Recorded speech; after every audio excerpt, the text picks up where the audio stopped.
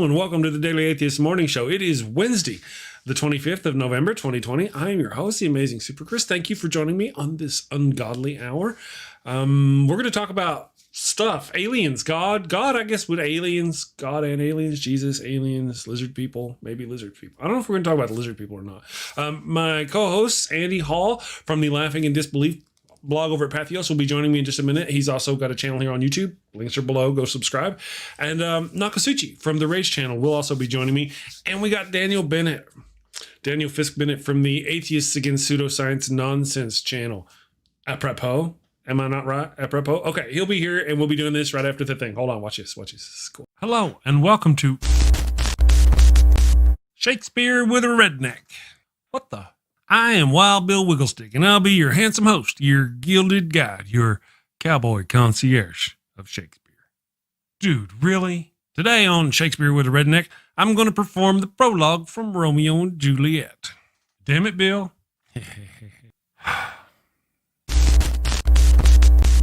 Two households, both alike in dignity in fair Verona, where we lay our scene.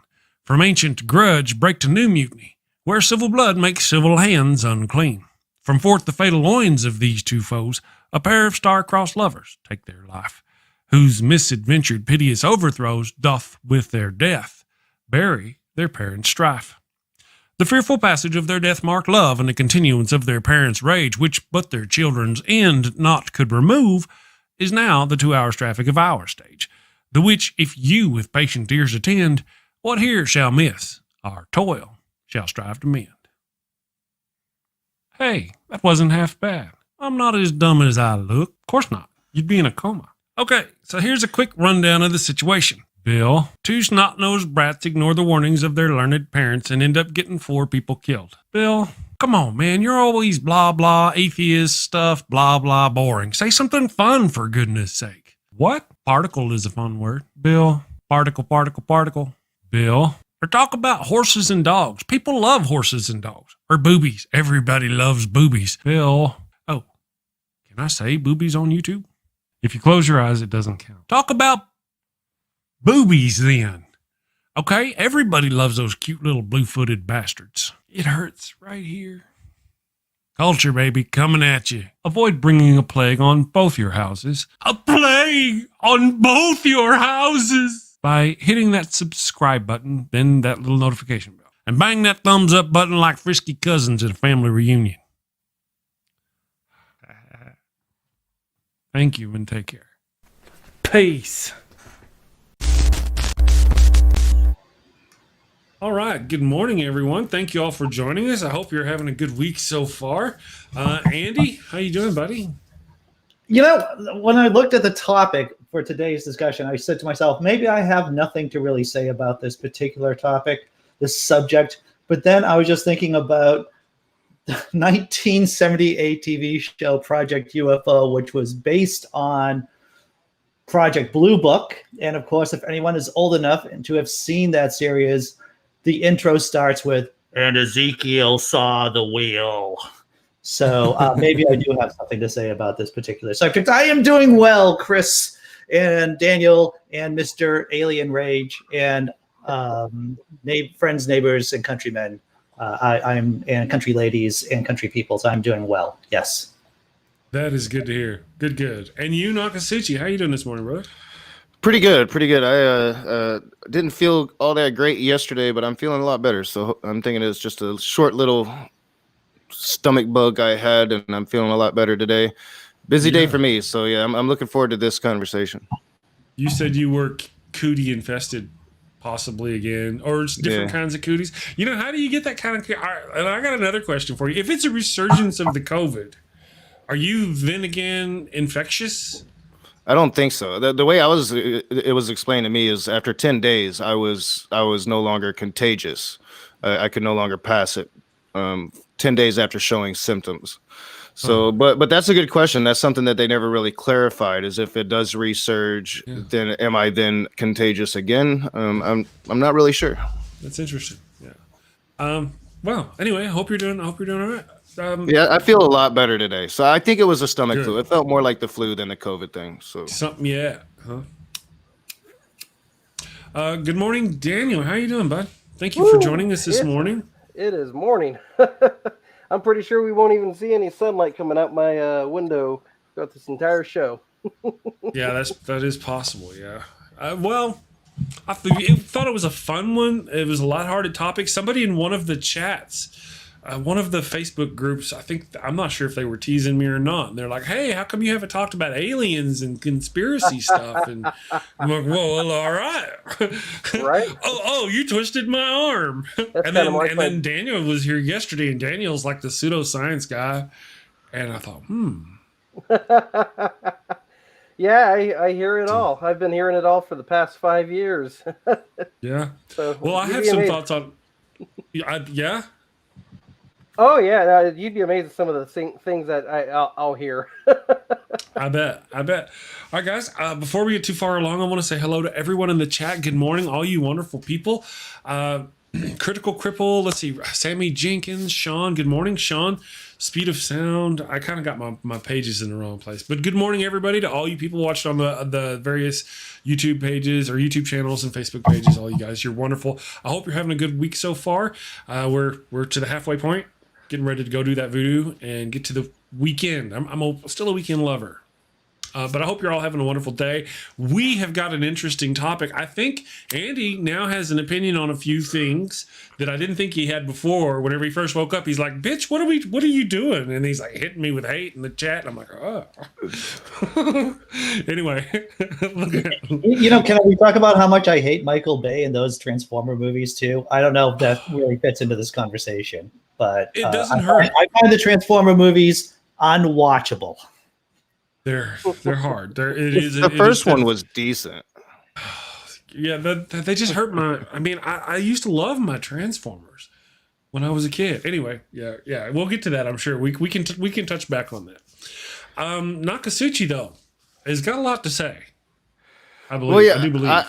I believe the New Testament, at least the Gospels part of the New Testament, reads very peculiarly like a UFO visitation story.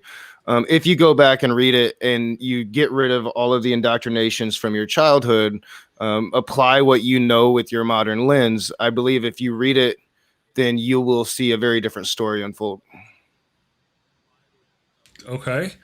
Well, we mentioned Ezekiel before the show. But you're talking New Testament. Yeah, it would be more New Testament. The Old Testament, is from what I've seen. Yeah, I mean, there's some weird stuff back there. But like, if you really want to get weird with the Old Testament, you really need to get into like Book of Enoch, which isn't included in any Christian Bible. Star of should David. have had Richard on. The Star of David. Yeah, Richard. Mr. Rage. Is that a UFO or not? I'm not. I'm not sure. I'd have to ask Richard on that. Because the Star of David moves. It can't be a star. It can't be any kind of regular heavenly object, right? Mm-hmm.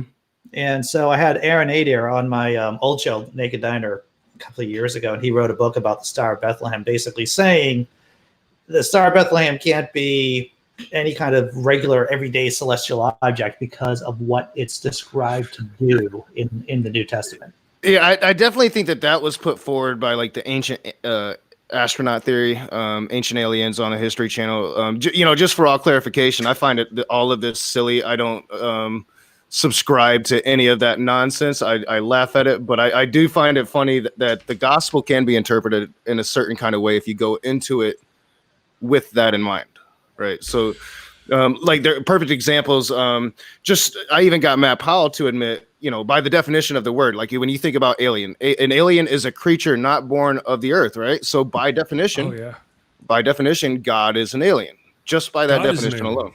Yes. Is Jesus an alien? Jesus would be a hybrid. So Jesus would be half human. He would be a half human, half alien being. Well, that explains all the strange stuff. He's the zonkey. I can hear Alex Jones in the background. He's a chimera. Right. You were going to say, Andy? I don't even know what I was saying. It was just a crappy joke. Okay. I was going to go on. So Jesus is the spork. He's the spork of demigods. Understood. Well, so if you go to the Luke chapter 1, verses 26 through, let me get it, 35. That's the story of how Mary becomes impregnated. And in that story, Gabriel comes down from the heavens. Now, they thought the heaven was right up there, right? Like right up there. They didn't know about space. You know, we know that heaven's not there anymore. Well, Gabriel came from there, from space, down to Mary. And then in Luke chapter 1, verse 49, Mary admits to her cousin Mary, I believe, that the angel of the Lord did things to her, right? Things to her. So I think it's very clear. You know, I think it's very clear that something came from the sky and did something to Mary, and this virgin woman then became pregnant. In modern day technology, we have something that can do that. It's called artificial insemination. Yeah. So makes a lot of sense. Yeah. Okay. Makes more sense than, you know, God making a virgin pregnant. That's kind of why. Yeah, I couldn't argue. Yeah, my brain started going there. Well, you've got this argument, and then okay, no, that's better. I like your version better. Yeah, it makes more logical sense. Let's, if we can, let's ask the question to the panel, if we may. I'll end with me last, if my weed brain can remember the question. Who here believes in extraterrestrials? Not necessarily that they live here or that they've been here. That there is who believes that there is something else out there, intellectually, some thing. Who believes? Andy, let's go with Andy first. Well, I think the smart money is on that there is life. Things that, you know, like replicators. I think we could use that term. That there are replicators out there and stuff that we would identify as life, as having the characteristics of life. Whether or not there's intelligent life, or at least intelligent life as we could identify it, and space traveling. You know, like warp drives. You know, life that seems a bit tenuous too, but to say that, but I would say that there is a great chance of there being life replicators out there that are we would identify as life too. Yeah, my big question is, if there are creatures that do have warp drive, then where are they? The Fermi paradox. Yeah. So we live in a universe where life seems to be, or at least the circumstances, the environment for life is somewhat common, I would say, right? There's water. Water seems to be around a lot of places. There seems to be a fair amount of planets in the habitable zone. So where is everybody? Mm-hmm. Okay. I think that's my answer too. I believe mathematically, like, it would be very improbable for life not to exist, especially on a universal term. Just within our galaxy, there's probably other life. Do they have the technology, or would they be sentient enough to get here? I won't believe that until I see it. Yeah. Okay. So, gotcha. Daniel, you're the pseudoscience guy. What are your thoughts? So a lot of people that I've spoken to in cosmology, and especially astrobiology, they bring up two topics: life as we know it, and then life as we don't know it. Which is, if you want to go down that rabbit hole, it's a fun rabbit hole when you go into the topic of life as we don't know it. But when it comes to the whole idea of ET, the extraterrestrial kind of thing, I would not be surprised to find simple life forms on other planets. But when it comes to intelligent life, you got to think life came on Earth about 3.5 billion years ago. It took 3.5 billion years after we first know that life came to be, for us to have happened. So that's a long time for that to have elapsed. So intelligent life could be exceedingly rare. On scum could be common. Little squidly, fishy thingies could be even less common, but more common than intelligent creatures. And when it comes down to the whole Fermi paradox, we haven't been on the scene for very long anyways. If we did come across some alien species, their technology could be millions upon millions of years more advanced than ours. So we wouldn't even be able to distinguish the difference between technology and magic. Yeah, it would. Yeah, I couldn't even imagine. They could be billions of years ahead. Honestly, Yeah, they really could. Yeah, yeah. All right, so here's my 2 cents, and I want to point out a couple things that Sean Alexander says. Let me go back up just a little bit. I don't see how there couldn't be some kind of life on other planets. We've all kind of agreed on that mathematically, you know. And then here we go again. Brainbug backs it up, and listen, Brian the Brainbug backs it up. It's okay. It's mathematically improbable. Careful wording there, thank you. That life would not exist outside Earth. Okay, that's kind of my thinking too. Now, and also there's a couple of things we're like Daniel was saying. We just got here. What about surely there could be another species out there that just got here like us that we can't detect. There could be billions of species out there who just got here that we can't detect. There could be ones like Daniel said who are so far advanced we can't detect. Now, so I believe, based on nothing, obviously, the lack of evidence, that there's a mathematical probability that there's bound to be some other intelligent life out there. Now, if that is that intelligent life coming here and probing rednecks and ripping the lips off of cows, I don't think so. I'm having a hard time believing that kind of thing. You're going to have to show me the evidence there. Would they come here?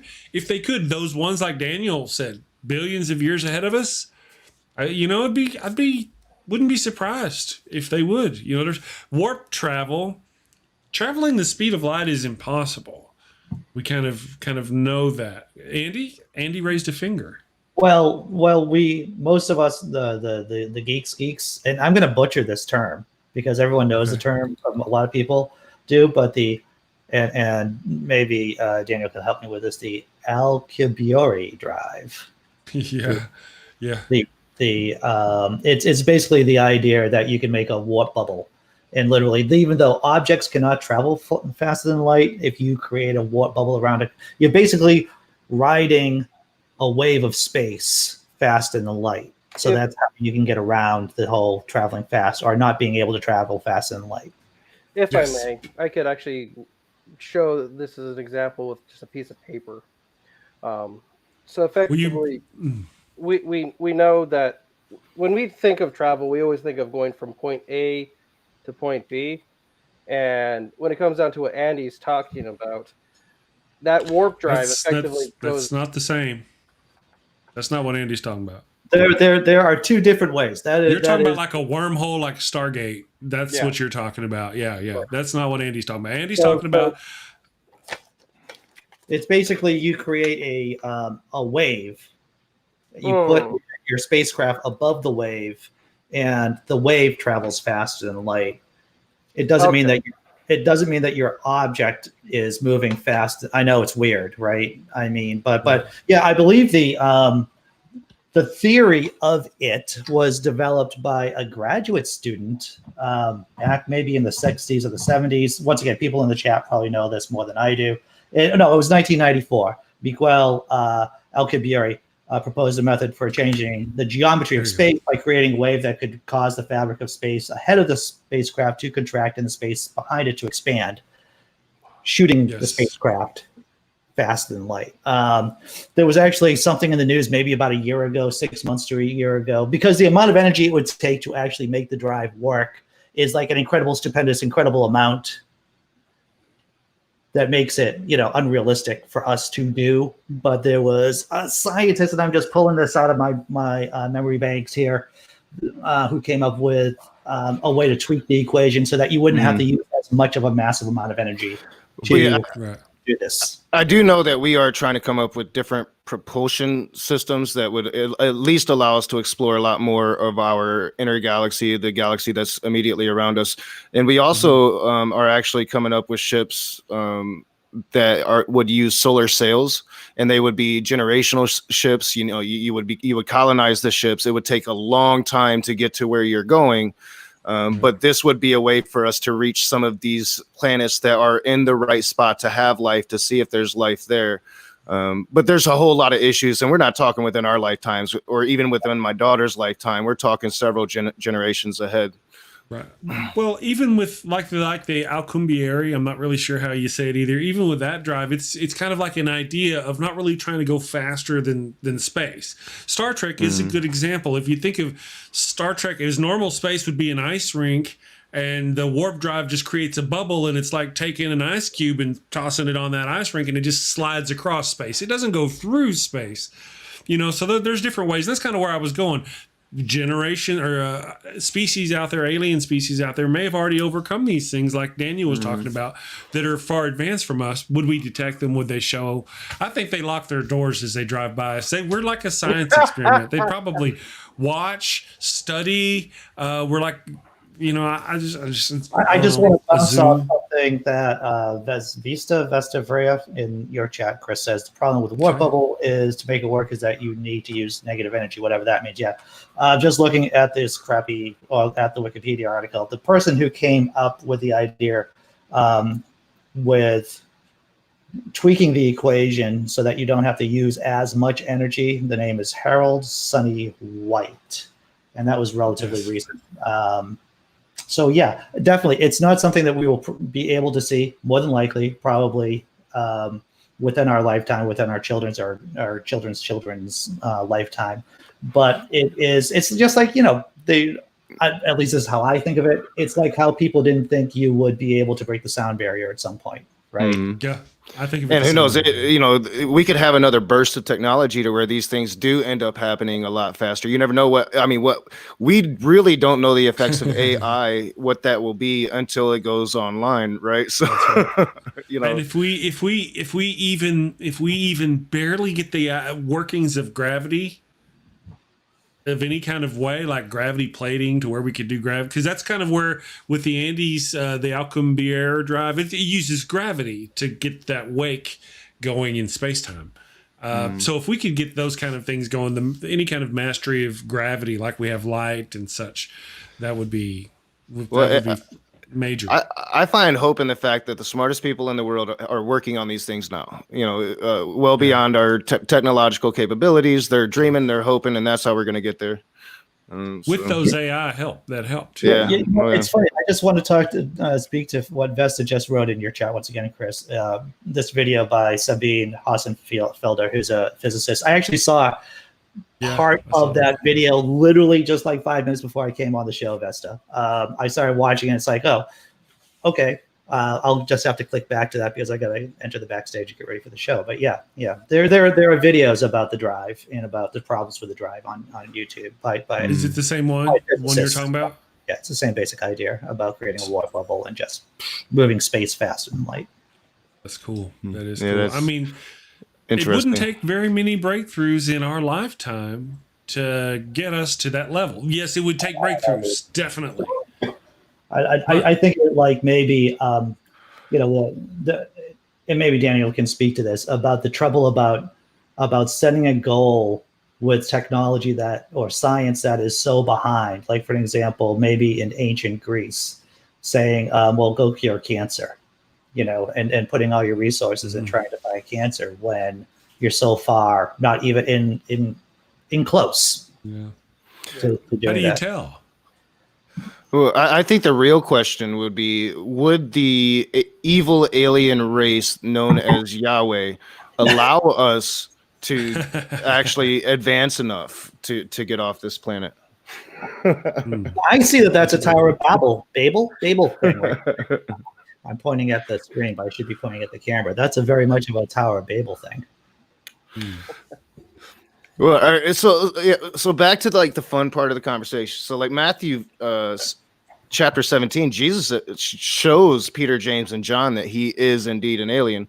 And it reads, it's the transfiguration of Jesus. Christians know this story well. After 6 days, Jesus taketh Peter, James, and John, his brother, and bringeth them up into a high mountain apart, and was transfigured before them. And his face did shine as the sun, and his raiment was white as the light. And behold, there appeared unto them Moses and Elias talking with him. Now we know Star Trek. These aliens beamed down as he was revealing himself to his 3 greatest apostles. Oh, that's another good one too. Does transporter technology kill the person that gets we'll come back to that. You guys go on with it. Obviously makes them look like Bible prophets, you know. Absolutely. I didn't mean to derail the conversation. It was fun, but I was sitting on that conversation. Actually, you're actually bringing us back to the topic. Yeah, I'm looking at the Bible chapter now, 17, and there's a bright cloud covering them and a loud voice. You know, so that could easily be a spacecraft, right? They're just it goes on to say, while he yet spake, behold, a bright cloud overshadowed them, and behold, a voice out of the cloud, which said, "This is my beloved Son, in whom I am well pleased. Hear ye him." And when the disciples heard it, they fell on their face and were sore afraid. So yeah, like they didn't have words like UFOs and spaceships or even airplanes back then. They didn't have they didn't have these sciences back then. So they see something coming from the sky. They call it a cloud, right? Because that's what's up there, clouds. At one point, they step into this cloud and it carries them away. You know, so I mean, obviously, to me, this, as I said, it reads like a UFO story. Once you get rid of all that bullshit you learned when you was a kid. Right. Yeah. So there are several examples, not just Ezekiel, then, that have extraterrestrials popping in. Of course, naturally, now we know that God, any creator God, cannot be from Earth. Yeah, it's just kind of, you can't be from Earth and then create Earth.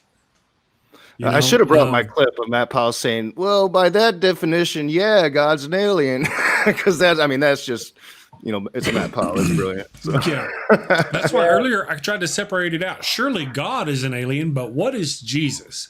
That was the difference. You know, God is an alien. How many of the angels or heavenly beings are also extraterrestrials? Well, yeah, I don't have the verses to back this up, but I do have the verses, and I could, if anybody's interested. Maybe we'll talk about this on my open room tonight. But there are verses that actually describe the angels, and some of them are the 2 little beings worshiping the alien on my avatar here. But sometimes it's describing a freaking spaceship. When Jesus comes out of the tomb is one of those times where you could really look at it and say, hey, a spaceship is like right up there and it's causing the ground to rumble and do all of these things. I mean, it's crazy stuff. It's crazy stuff if you really read it without all that crap. This kind of reminds me of this whole Heaven's Gate, like that Heaven's Gate thing from when the Hell-Bop comet came by. I feel like it should be putting on Nike shoes, having this conversation. Well, the only true description of Satan in the Bible comes in the New Testament, and I don't have that verse either, but it's basically something that is as fast as lightning, right? So something very fast. I mean, and that was the physical description of Satan in the New Testament, was something as fast as lightning. Well, what is fast as lightning? A damn spaceship. I have to. Effectively, we have Klingons and we have Vulcans. Vulcans.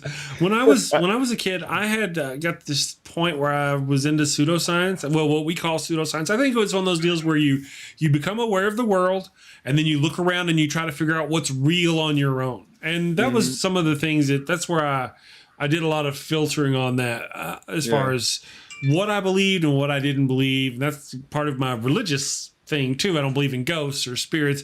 Aliens, I believe in aliens. I could be convinced with little to almost no effort, because I'm biased. I admit that I'm biased. Little to no effort that I'm predisposed to want to believe in. I just want to know what the Bigfoot alien connection is. Ancient aliens covered that. So Bigfoot lives interdimensionally, and Bigfoot is essentially the they're like the ground scouts for the aliens, right? Like, so they'll send the Bigfoot and they'll scout out the land, and the Bigfoot knows how to, it can exist interdimensionally, so it can stay hidden and it won't be seen. Yeah, I mean, every conspiracy theorist knows this. Oh, okay. Well, I have to remind the audience, I don't believe in none of this shit. I think it's all silly. I don't think that Jesus was a half alien. I I'm a mythicist. I'm not quite sold the fact that he lived at all. Well, I used to I watch all these ancient alien things to see, and they're like, man, I'm like, wow, that looks very convincing, and this looks, I used to believe in a lot of this stuff, and then one day I sat down and somebody sent me a video that was against my. And normally I have a hard time with those kind of videos, but I watched it. It was like a 3-hour video. And it talked about, you think this is an alien working a spaceship on the lid of this thing in Aztecs? No, this is a guy talking about the tree of life. And it shows how it just makes, and just kind of disproved all of my ancient alien connections. I'm like, I tell you, Megan of Digital Hammurabi, Dr. Josh's wife, she has probably the best takedown of the ancient astronaut theory that I've ever seen. I mean, she holds no bars and destroys it. Yeah, I'm not saying it couldn't or didn't happen. I'm just saying that the things like that we talk about. I would not be surprised if we bumped into an alien and they're like, "Hey, we got video records of them building the pyramids. Check this out." I'm not gonna lie, I got sucked into it. I got sucked into it too, Chris. That's why I wrote a paper. This is how I know all this stuff, because I wrote a paper. I read the Gospels with the intention, I'm gonna look with a very narrow eye, and can I interpret the Bible to be the ancient astronaut theory? And so I found a bunch of verses that I could do that with. And it's very, just like the Christians did, it's very easy to form a narrative based upon an interpretation that makes sense if you're using the actual verse. Like, it's a lot harder to dispute it. So there are we got other things like Maxwell McGuire mentions. Ridley Scott had it right in Prometheus. Okay, so maybe God, overall God who created the universe, he's obviously an alien and he would be something else. That doesn't mean he would actually be the same creature that created man. Like Prometheus, I mean, God, if you will, outside created the universe. There's a universe over there. Now he goes and takes a shower, and while he's taking a shower, the species evolves, and it becomes like he says, the Prometheus, the engineers, the Prometheus story, and they seed Earth later, because there have been indeed billions of years where it could be that other species are ahead of us, and we're like the second generation. Third generation. Well, and I think that would fall in line. So like they would seed the planets, right? So they would seed these planets, and then they would go out and visit these planets once they had estimated life had gotten to a certain point, right? Like, I mean, they would be able to mathematically. I mean, they would be so much farther advanced than we would. Than we would be. I think almost the deal, though, the trickery of the math is that it's almost statistically unlikely for that not to be the case. Not for us necessarily, but for somewhere in this galaxy with hundreds of billions of galaxies, somewhere in this universe with hundreds of billions of galaxies with hundreds of billions of planets each, there's bound to have been a species that evolved somewhere and then thusly went on to spawn other races on other planets. It's almost statistically, I would think, maybe possibly. Are they near us? Are we going to see them? How far away would the improbability, if that is possible, would be so unreal that the notion that we'd ever see them is just fantastic. I believe, by the theory that the history channels put forward, the Anunnaki came from planet X, right? So it's that unknown planet in our galaxy that has that long orbit, and every once in a while it came close enough for Earth so the Anunnaki could come and play gods. I mean, everybody knows this, right? We all know that. What's wrong with you people? That's right. I was going to write an Anunnaki movie at one point. That's how fascinating I was. I was just fascinated by all of this crap, Well, I enjoy science fiction, but also me too. I know there's a difference in my mind. I understand there's a probability. I also understand there's a likelihood, and I just can't. I can't bring myself to say. All I can say is that I believe there's other intelligent life out there. Beyond that, I don't. Yeah, I think it's more likely what Daniel Fisk Bennett is saying. If we believe in materialism, more than likely our form of creature is probably very rare. So it just considering the billions of years it took us for us to evolve to get here, most of the life in the universe isn't going to be anything like us, but we have proven that it's not an impossibility either. So who knows? I think that's the fascinating thing about the unknown, is that's where the imagination comes into play. Right. Well, our mere existence. Yep. Biological life has a lot of limitations as it is. I mean, we're squishy. We break easy.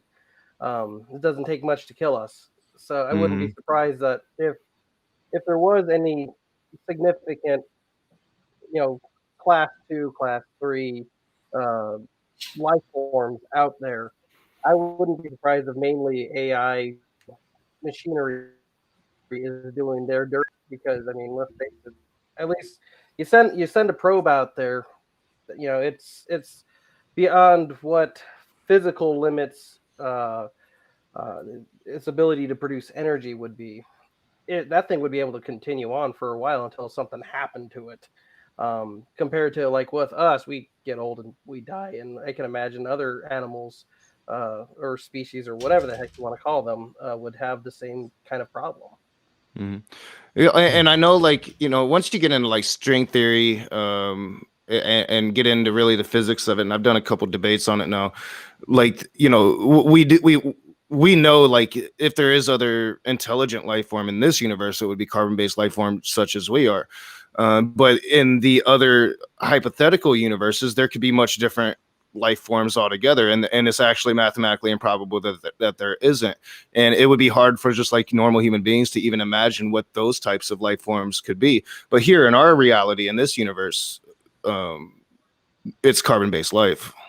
Well, I mean, there's as I said, there's life as we know it and life as we don't know it. Yeah. And I know that I thought it was entertaining to entertain at least the thought of silicon-based life, which that's able to, if by theory, so long as you remove oxygen from the equation, because oxygen will immediately turn into a silicon oxide.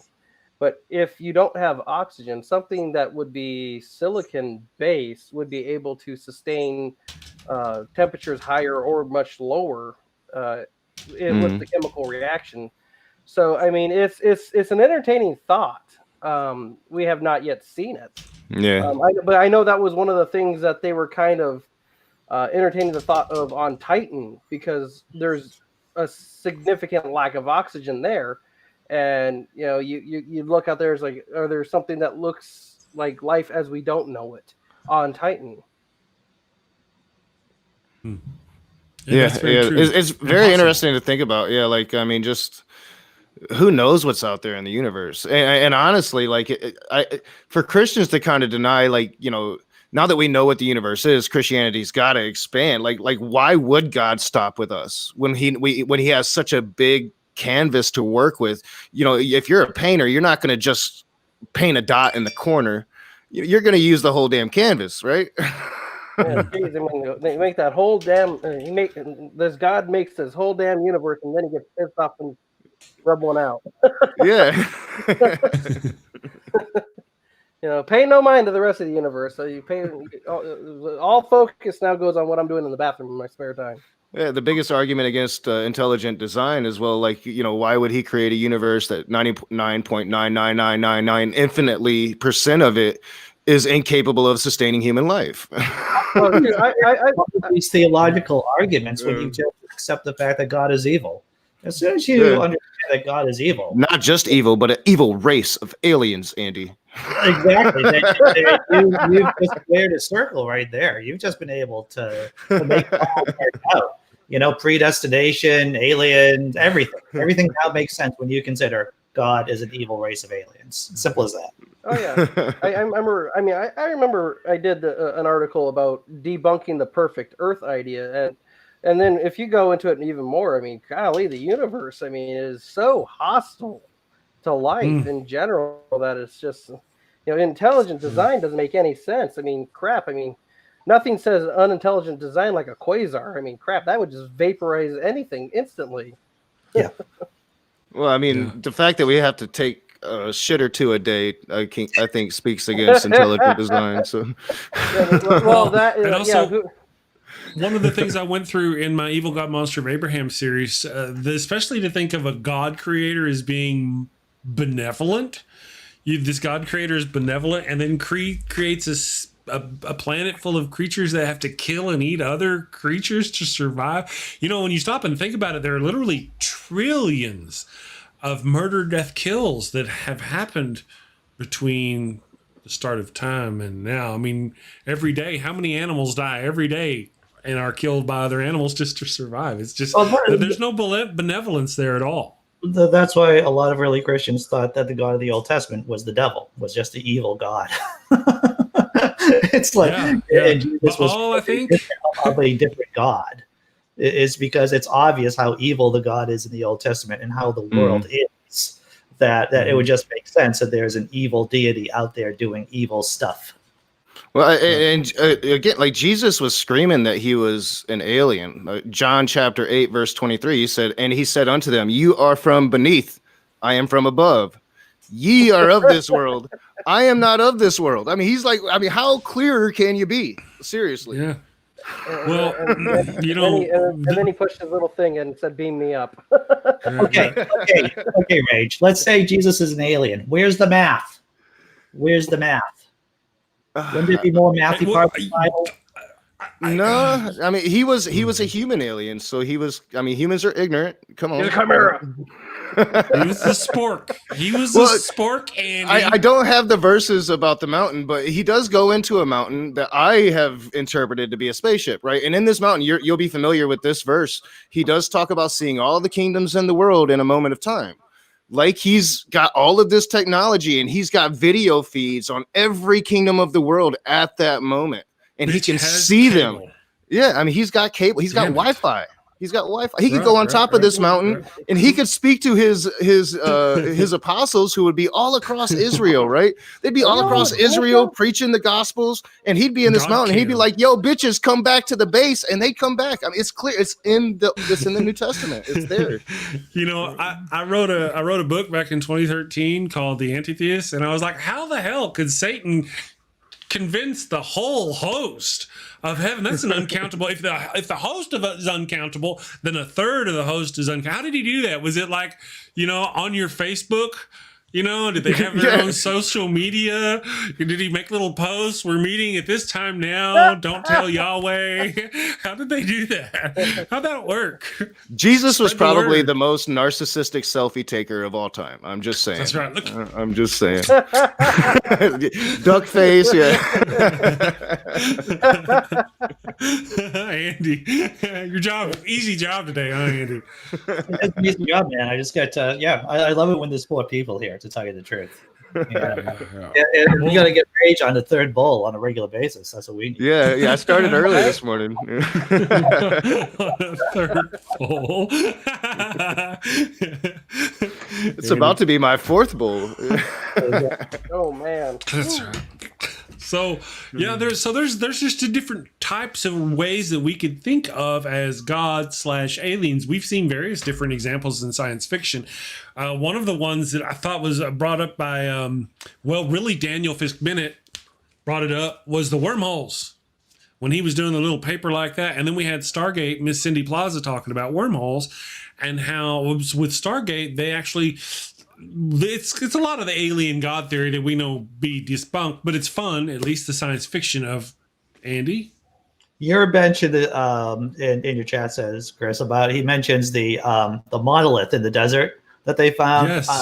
2001.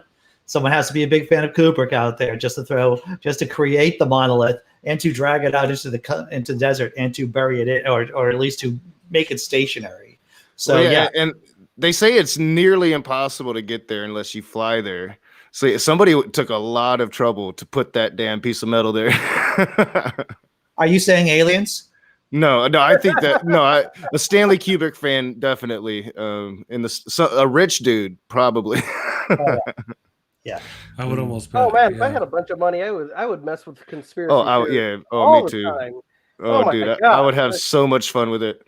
I would have so much. I would leak emails about the Illuminati and New World Order. Oh, yeah. I'd be sending things to Alex Jones all the time just so I can have a laugh.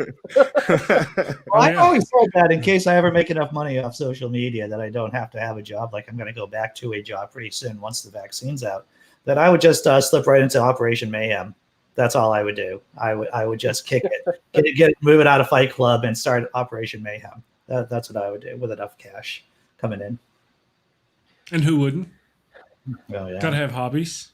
Gotta have hobbies. I've wondered about that. Go ahead. just go over to like Utah or something like that and go plant a T-Rex skeleton holding a tablet with with the Ten Commandments or something on it. Watch everyone lose their minds. Yeah, I spoke earlier about when they went into the cloud. That was actually Luke chapter 9 verse 34. He says, "While he thus spoke, there came a cloud and overshadowed them, and they feared as they entered into the cloud."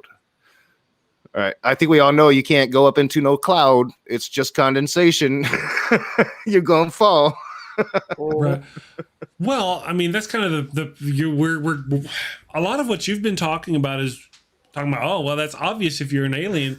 But then again, it is also almost everything you've said would also be the same case if they were supernatural beings who were going up into heaven, rising up and being risen up bodily into heaven, or any of the things that they're trying to get us to believe. Oh, definitely. Yeah, would be the same case. Yeah. That's what I'm saying. It's all about an interpretation. So, like, of course, they believe in the supernatural. I think that's the problem. Is that's the lack of the justification for their belief, is that there's no justification to truly believe in the supernatural because we haven't been able to prove the supernatural in our entire existence. Well, just to entertain the subject, any significant technology that's more advanced than the observer will appear as being magic or supernatural. Exactly. Oh yeah. Exactly. So yeah, even if they were supernatural beings to those people, then they would probably still be supernatural beings to us because we wouldn't even be able to comprehend the technologies that they would be using. I'm surprised it took 45 minutes into the show before any of us said that. We all know it. It's all like common science fiction trope. Yeah. Who's a god? What would be a magic? And science is magic. Yeah. Wow. Yeah. We did it. Go us.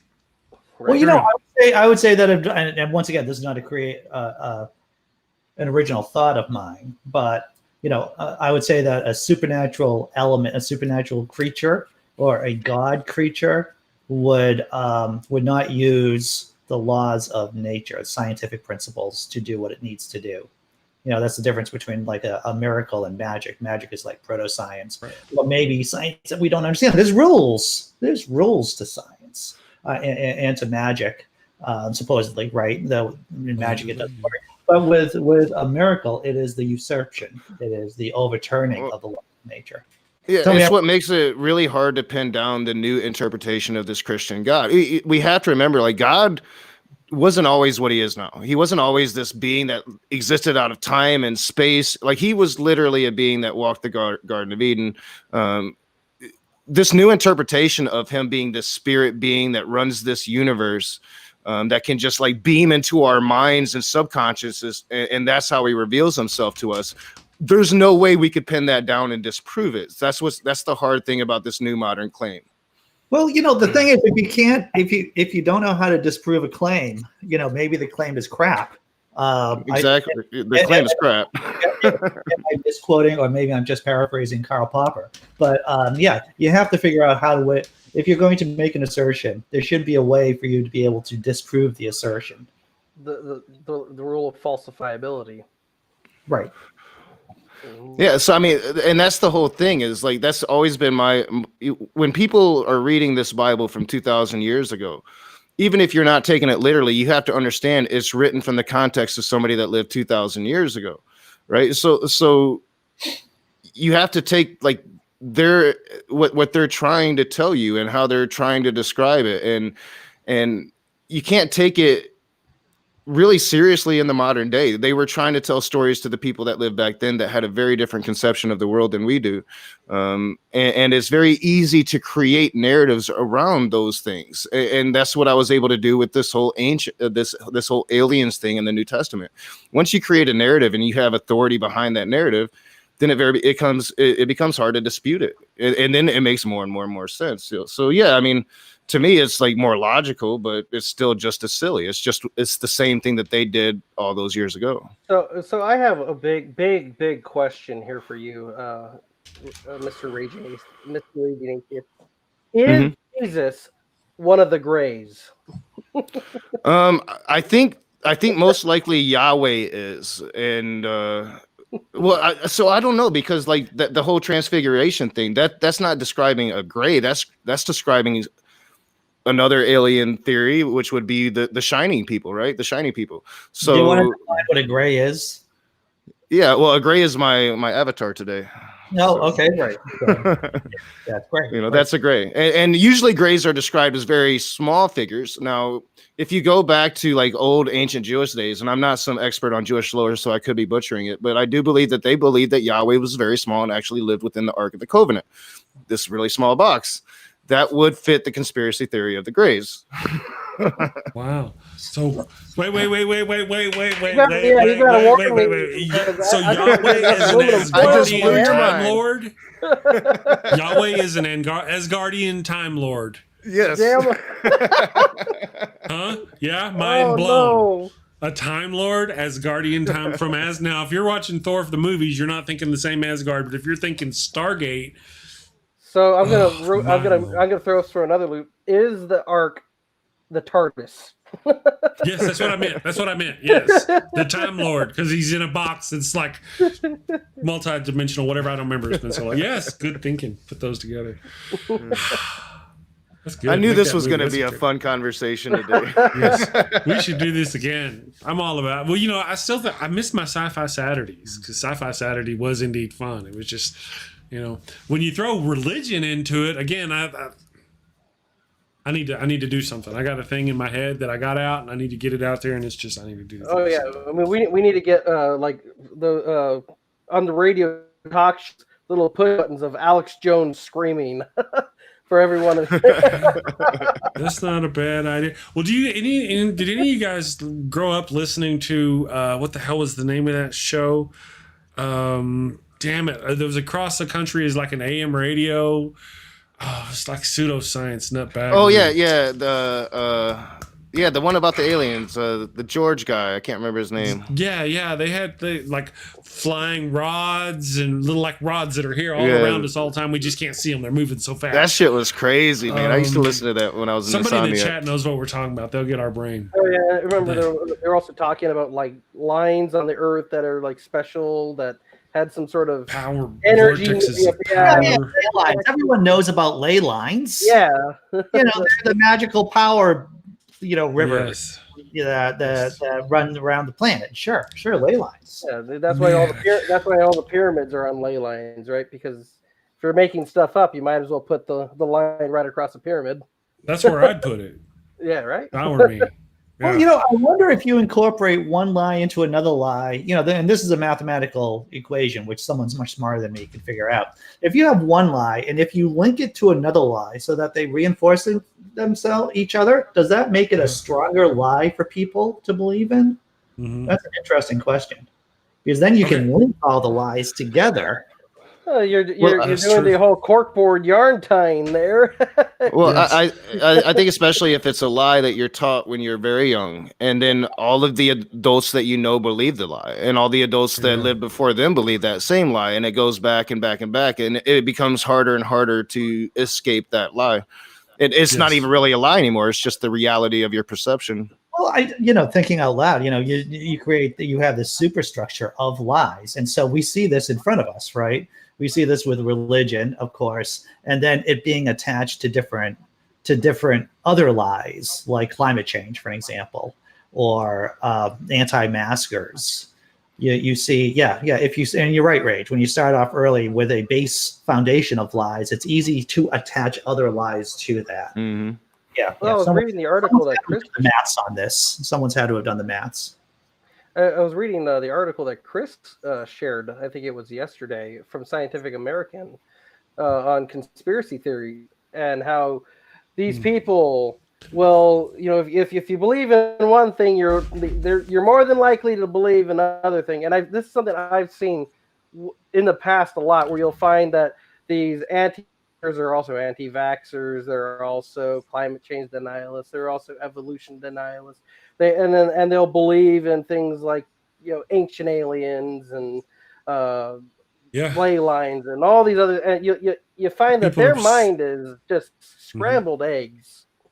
Well, if I may, also I believe it's the other way as well. People of a liberal mindset tend to have the similar characteristics as well. But yeah, the people who on the conspiracy nutbaggeries, people tend to believe their mindset seems to line up with a certain population group set.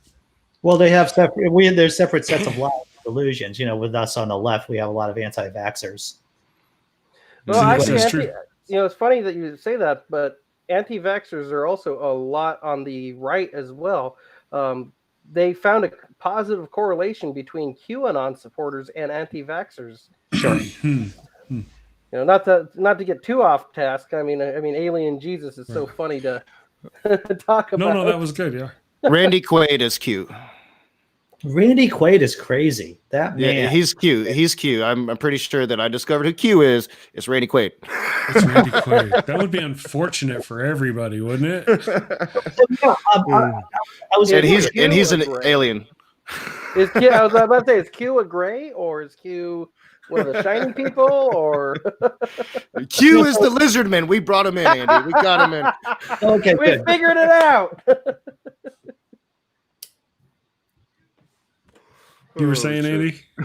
Andy's a serious question and realized this was not the forum at this particular time to ask it. This is not the place. Yeah. We have long since checked logic out at the door. We gave up on that earlier today. Yeah. Well, actually, what I was thinking about whether or not anti-vaxxing was more prominent on one side than the other side, like left versus right. And it just depends. I mean, you got your super granola hippie people on one side, and you have Bill Gates is putting chips in it on the other side. And one of my favorite insults to those people is I just laugh at them and say, "You're not worth microchipping." No, that's true. They microchip themselves. They got the phones and everything needed to track them is already there. Oh yeah, but there's no need. Here you are. I thought we were supposed to leave logic at the door again. True enough. Well, the article you were talking about the differences, there's a similarity and differences of belief styles of those people that I posted the other day. I wrote a sci-fi article, and we get attacked by an alien species. And one of the things they do is they release a virus into our population. And depending on the brain structure, hence the article, which you guys just read about last week, depending on your brain structure, the virus would do different things, or this pathogen, whatever, would do different things. If you were of that mindset, it would heighten your likelihood to start being more religious. You always go to church or whatever. If you were not that mindset, more liberal minded, of a liberal mindset, they just kind of killed you off in a graphic manner, like the blood coming out the eyes. That's what the virus would do, which went to further the stigma created by the people on the right who saw this, and they're getting driven towards their church because of the thing going on in their brain. So there's a definite brain structure difference. Well, me and the nurse wife, studied out the brain difference. There were studies done, the differences between conservative minded people and liberal minded people, and we played on those to write the novel. Sure. And now we've got that study from Daniel Fisk Bennett. So there we go. Okay, I'm going to do a thing about that one of these days. I'm getting ready. I'm tired of not doing something about it. Anyway, I think we've done the hour. We did the hour. Yes, we did. Yeah. So guys, you guys are wonderful. We're not going to broadcast tomorrow. I'm going to drop pre-recorded shows tomorrow for those people who want to watch, who like watching our stuff. I'm going to drop a pre-recorded show. If you watch on Andy's channel or Nokasuchi's channel, I'm going to go back before we started streaming to your channel, and I'm going to drop a video that you haven't seen. So please come and join us tomorrow and Friday for our, they'll both be recorded shows. Us three guys, we're going to take a break for those kind of things. Nokasuchi will still be streaming because that's all he does. He's just a stream machine. Yeah, I'll be streaming. Yes. So and don't bounce out yet, guys. We still got the commercial. I want to show you all the Wild Bill before you head out. Andy, what do you got going on for a Wednesday? Anything, brother? Well, I've been dropping down these short comedy bits, these comedy videos. So I'll be dropping down at least one or two later on today. I'm not sure what they're going to be like. It takes a while for me to figure out what's funny and what's in the news and what's topical. So I'll be dropping at least one or two comedy shorts today. My one about Pat Robertson before and after the election, about his failed Mhm. prophecy has been blowing up. Well, blowing up for me. It's got a little bit over 6,000 hits. If you haven't seen it, you can check out it on my channel. That's awesome. Awesome. Nokasuchi, what do you got going on, brother? Unmute. He's on the fourth Yeah, boat. sorry. I guess I'm going to be getting a copyright strike from Von Helton today. That'll be interesting. So, Fun for the whole family. yeah. I am going to be streaming at 12 o'clock today, part 1 of my Thanksgiving Day special. Then I will be streaming tonight at 7 p.m. Eastern for an open room. Tomorrow, part 2 of the special, and these Thanksgiving Day specials, I went into a Praise I Am That I Am stream Monday night, pretty late, and I was talking with white Christians, about Thanksgiving, and I was giving the Native American perspective. It was sad. So I'm going to be showing that for the next 2 days, starting at noon today and then 10:30 p.m. tomorrow. And then I have a one-on-one with Philip Amon tomorrow at 7 p.m. Eastern, and another one-on-one with a new, very interesting Christian on Friday. So yeah, lots of streaming. Yeah, you got a lot going on, brother. Good. Daniel, you don't have a channel, so I got a couple things going on though, actually. okay. What do you got going on? Tell us about what you got going on. So on the website, I did recently write an article in the Scientific Atheist about how right-wing media like Fox News is intentionally brainwashing our senior citizens in the way they are constructing their shows. I also, by the way, I think Nokasuchi would appreciate this one. Matt Powell actually came up to visit me once. He literally came all the way up here. He was making some sort of movie. Really? He said, "Yeah," and it failed. It was he had like a trailer on there. If you go to his channel, he had that, and he actually came up here to ask me questions. We had an interview and everything, and much to his chagrin, I told him everything had to be exactly as it was written because I refused to ad-lib with him. Because I knew that's what he wanted to do. And I think that drove him absolutely up the wall because he wanted to interact with me ad-libbing, and I said no. Gotcha. So there's actually also on my website, you can see Matt Powell asks me a bunch of these questions, and you can see my responses. And that's exactly, I kept it as is. And I don't think Matt Powell liked that I refused to get into the mud with him. Right. Yeah, that's funny. That's funny. That's awesome. He does make the rounds. Yeah, I might be debating him again soon. You'll have to tell us about that. All right, guys, I'm going to go ahead and wrap it up. I'm going to run the Wild Bill commercial. You guys have a wonderful day. We will see you tomorrow. Happy Thanksgiving. If you're into Thanksgiving, if you're not into Thanksgiving, we're not really into it. We're just taking the day off. Wife's getting the day off, and we're going to enjoy it. And I'm just going to spend the time with the wife. So you guys have a good one. We will see you Monday. Have a wonderful weekend. Take care. Hello, and welcome to Shakespeare with a Redneck. What the? I am Wild Bill Wigglestick, and I'll be your handsome host, your gilded guide, your cowboy concierge of Shakespeare. Dude, really? Today on Shakespeare with a Redneck, I'm going to perform the prologue from Romeo and Juliet. Damn it, Bill.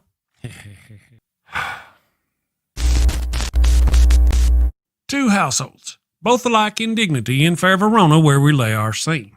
From ancient grudge break to new mutiny, where civil blood makes civil hands unclean. From forth the fatal loins of these two foes, a pair of star-crossed lovers take their life, whose misadventured piteous overthrows doth with their death bury their parents' strife. The fearful passage of their death-marked love and the continuance of their parents' rage, which but their children's end not could remove, is now the 2 hours traffic of our stage, the which if you with patient ears attend, what here shall miss, our toil shall strive to mend. Hey, that wasn't half bad. I'm not as dumb as I look. Of course not. You'd be in a coma. Okay, so here's a quick rundown of the situation. Bill, two snot-nosed brats ignore the warnings of their learned parents and end up getting 4 people killed. Bill, come on, man. You're always blah, blah, atheist stuff, blah, blah, boring. Say something fun, for goodness sake. What? Particle is a fun word. Bill, particle. Bill, Or talk about horses and dogs. People love horses and dogs. Or boobies. Everybody loves boobies. Bill. Oh, can I say boobies on YouTube? If you close your eyes, it doesn't count. Talk about boobies then. Okay? Everybody loves those cute little blue-footed bastards. It hurts right here. Culture, baby, coming at you. Avoid bringing a plague on both your houses. A plague on both your houses! By hitting that subscribe button, then that little notification bell. And bang that thumbs up button like frisky cousins at a family reunion. Thank you and take care. Peace. Thank you for watching the show. A special shout out to my gold level Patreon supporters, Cindy Plaza and Ian Davenport. Thank you and have a great day.